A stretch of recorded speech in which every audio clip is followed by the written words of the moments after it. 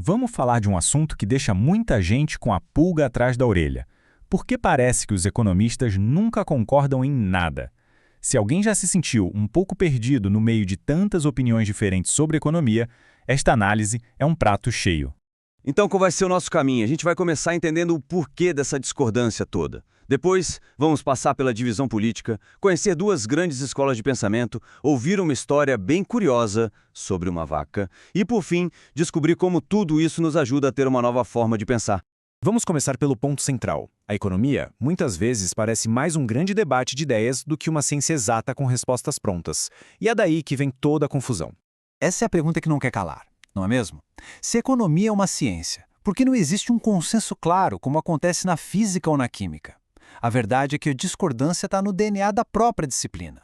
A primeira camada desse desacordo todo, e a que a gente mais reconhece no dia a dia, é a política. As visões de mundo da direita e da esquerda acabam moldando, e muito, as prioridades e as soluções que cada economista propõe.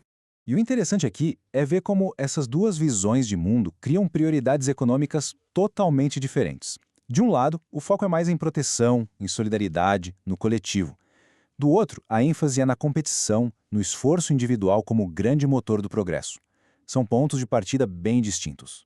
Mas se fosse só política, seria mais simples. O buraco é mais embaixo. Além da ideologia, existe uma divisão ainda mais fundamental, que está na própria forma como os economistas analisam as coisas. Não é só sobre dar respostas diferentes, é sobre fazer perguntas diferentes desde o começo. De um lado, a gente tem a economia política, que é a abordagem mais clássica. Ela olha para o sistema como um todo, para as relações sociais, para as estruturas de poder. Já do outro lado, tem a economia pura ou neoclássica, que bota o foco no indivíduo, naquela pessoa que faz escolhas racionais para ter o maior benefício possível. São duas lentes completamente diferentes para enxergar o mesmo mundo. Para essa diferença de método ficar bem clara, vamos usar uma analogia simplesmente genial do professor Carlos Lessa. É um jeito muito bom de entender como análises diferentes chegam a conclusões que não têm nada a ver uma com a outra. É isso mesmo, uma vaca.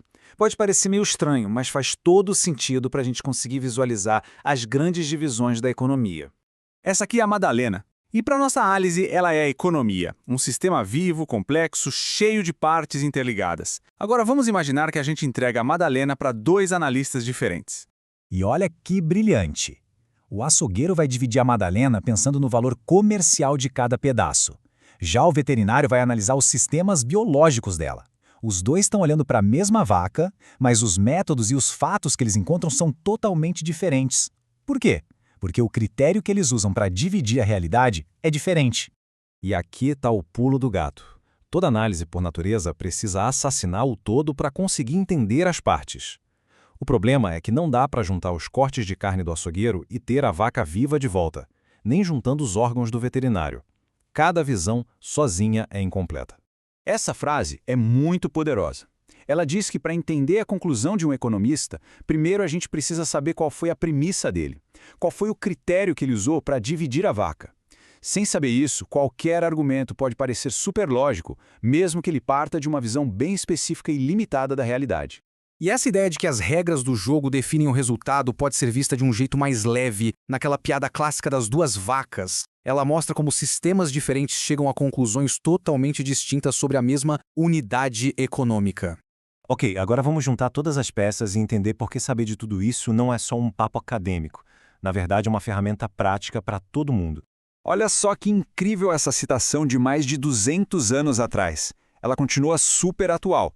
Sem uma teoria, sem um modelo de como o mundo funciona, a gente só fica reagindo ao que acontece. A teoria é o que nos dá um mapa para navegar nessa complexidade toda. Então, no fim das contas, o grande valor não é achar a resposta certa. O que se ganha é um novo kit de ferramentas mentais. É aprender a olhar um problema por vários ângulos, a desconfiar do que está escondido por trás de um argumento e a pensar de forma mais organizada sobre as escolhas e as consequências que moldam a nossa vida. É por isso que, quando alguém aparece com uma resposta muito simples e definitiva para um problema econômico, é bom desconfiar. O mundo é complexo. Uma boa análise econômica não oferece uma solução mágica, mas sim a paciência para a gente entender como os nós estão amarrados. E essa é a grande virada de chave. Em vez de ficar procurando respostas fáceis, a gente começa a fazer perguntas mais inteligentes. Qual é a premissa por trás desse argumento? Qual ponto de vista está sendo deixado de lado? Quais são os custos e os benefícios dessa decisão? E a gente termina com essa ideia. Cada teoria econômica é como uma lanterna, que ilumina só um pedacinho da realidade. O perigo não é ficar no escuro, mas achar que a luz da nossa lanterna é a única que existe. O desafio, então, não é escolher um lado, mas aprender a enxergar usando todas as luzes disponíveis.